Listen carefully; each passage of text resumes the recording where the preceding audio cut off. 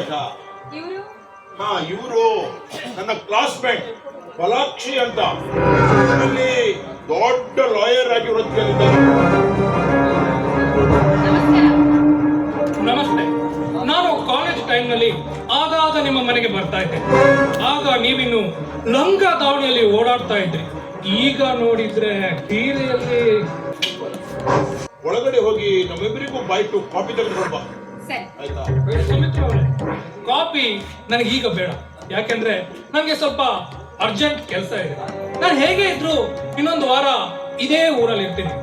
ನಾಳೆ ಬಂದು ಊಟನೇ ಮಾಡ್ತೀನಿ. ಹೌದಾ? ಹಾಗಾದ್ರೆ ತಪ್ಪಿಸ್ಬಾರ್ದು. ಈ ಪಾಲಾಕ್ಷಿ ಒಂದು ಸಲ ಮಾತು ಕೊಟ್ಟ ಆದ್ಮೇಲೆ ತಪ್ಪೋದಕ್ಕೆ ಚಾನ್ಸೇ ಇಲ್ಲ. ಸರಿ.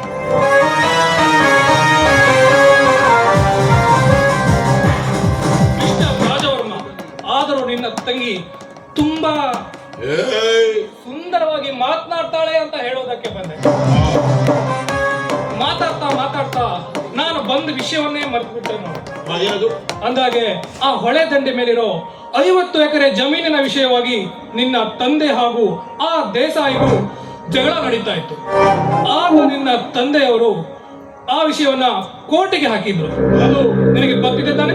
ಹೌದೌದೌದೌದು, ನಮ್ಮಪ್ಪ ಈ ವಿಷಯನ ಅವಾಗ ಹೇಳ್ತಾ ಇದ್ರು.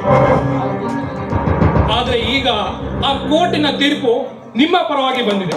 ಅದಕ್ಕೋಸ್ಕರ ನನ್ನ ತಂದೆಯವರು ನಿಮ್ಮಿಂದ ಸಿಗ್ನೇಚರ್ ತೆಗೆದುಕೊಂಡು ಬರ್ಲಿಕ್ಕೆ ನನ್ನನ್ನು ಇಲ್ಲಿಗೆ ಕಳಿಸಿದ್ದಾರೆ. ಅದಕ್ಕೋಸ್ಕರ ನಾನು ಇಲ್ಲಿಗೆ ಬಂದಿದ್ದೆ. ಓ ಹೌದಾ?